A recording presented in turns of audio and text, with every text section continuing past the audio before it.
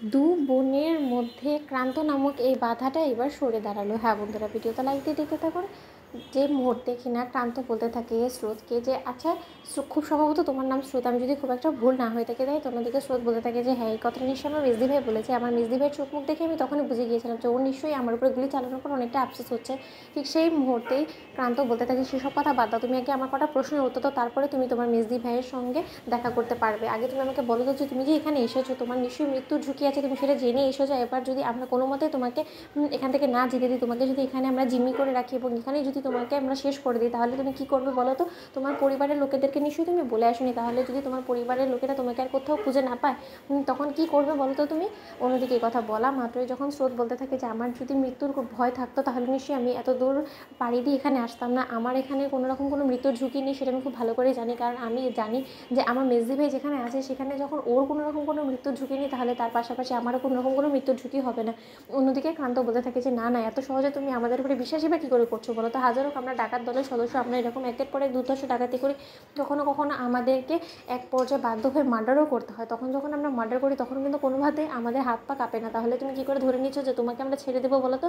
অন্যদিকে ক্রান্তের দলের সদস্যরা বলতে থাকে যে ক্রান্তি ভাই এর উপরে বিশ্বাস না করে একে এখানেই শেষ করে দাও, ওকে একটা ট্রেলার দেখিয়ে দিব নাকি?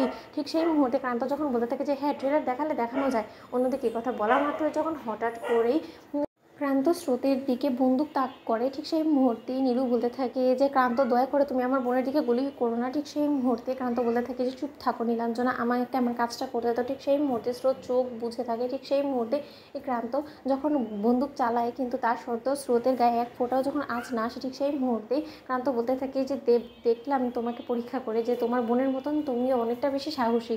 অন্যদিকে কথা বলা মাত্রই যখন নীলাঞ্জনা অবশেষে স্রোতকে চাপতে ধরে এবং বলতে থাকে যে বোকা মেয়ে কোথাকার, তুই এতটা জেদি কেন বলতো? তোর একবারও মৃত্যুর ভয় নেই না কি রে? তুই এখানে শুধু শুধু কেন এসেছিস বলতো?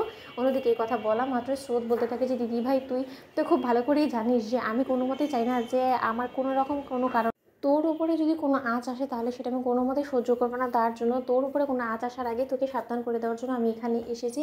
কারণ পুলিশকে সার্থক এবং আমি যে বয়ান দিয়েছি সেই বয়ানের ভিত্তিতে পুলিশ যে কোনো সময় তোদের এই ডেরা পর্যন্ত চলে আসতে পারে, এবং সেই ডেরাতে এসে পুলিশ তোদেরকে দেখা মাত্র তোদেরকে সঙ্গে সঙ্গে শেষ করে দেওয়ার প্ল্যান করেছে, এবং সেই জিনিসটা যাতে পুলিশ করতে কোনো মতে সাকসেসফুল না হয়, তার জন্য আমি রীতিমতো এত দূর অবধি ছুটে এসেছি। দিদিভাই, তুই বিশ্বাস কর আর না কর, আমি তো শুভাকাঙ্ক্ষী হয়ে এখানে এসেছি এবং তোমাদের দলের প্রত্যেকটা সদস্যকে আমি বাঁচাতে চাই। আমার কোনো মতে তোমাদের উপর কোনো রকম কোনো ক্ষোভ নেই, কারণ সেদিন যে ঘটনাটা ঘটেছিল সেটার মধ্যে আমার কোনো মতেই মনে হয় না যে তোমাদের কোনো আদৌ দোষ ছিল, কারণ তোমরা ইচ্ছাকৃতভাবে আমার উপরে গুলি চালাওনি এবং আমার মেজদিভাবে ইচ্ছাকৃতভাবে আমার উপরে গুলি করার কোনো রকম কোনো উদ্দেশ্য ছিল না। তোমরা ভালো কাজের জন্য মেডিসিন চুরি করার চেষ্টা করেছিলে। তোমরা লাইক, সাবস্ক্রাইব করতে ভুলো না।